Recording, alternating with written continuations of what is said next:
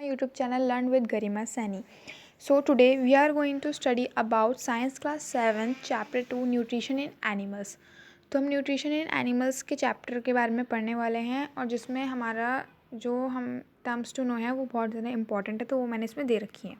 तो ये सारी चीज़ें आपको पता होनी चाहिए। So first of all is our ingestion. तो इंजेशन क्या होता है? This involves the intake of food in various forms. In humans it means eating. तो इंजेशन क्या होता है? ये क्या करता है? फूड इनटेक मतलब लेना, फूड को लेना अलग अलग फॉर्म्स में, और ह्यूमंस में इसका मतलब क्या होता है? खाना खाना, यानी कि ईटिंग, किसी भी चीज़ को खाना। ठीक है, सो दैट इज़ इंजेशन। बहुत ही सिंपल है। Ingestion means the intake of food, और ह्यूमंस में इसका मतलब क्या होता है? ईटिंग। ठीक है, नेक्स्ट इज डाइजेशन। डाइजेशन आपने बहुत बार सुना होगा। तो डाइजेशन होता क्या है?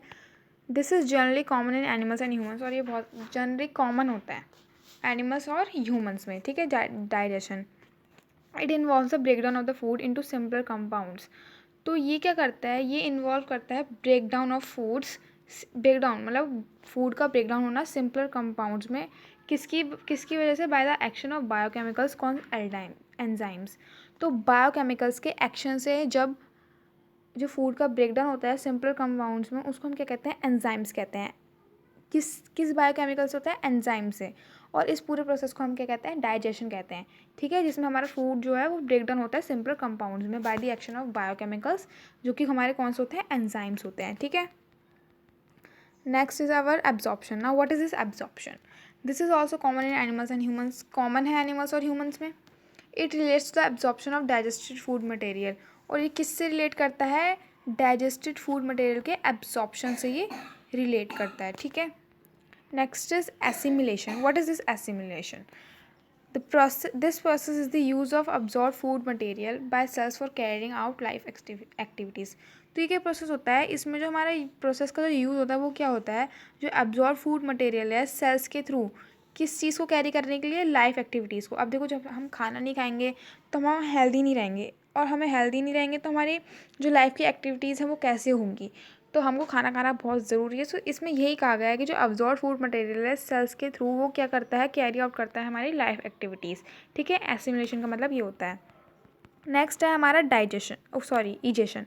इजेशन क्या होता है? As animals and human beings depend on food from outside. जैसे कि एनिमल्स और जो ह्यूमन्स भी होते हैं वो फूड के लिए फूड अपना कहाँ से लेते हैं? बाहर से लेते हैं, है ना। The waste material after digestion and absorption has to be remove periodically from the body.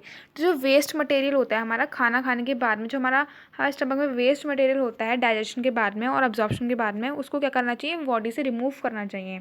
The removal of waste और unwanted material after digestion and absorption of useful food matter is called egestion.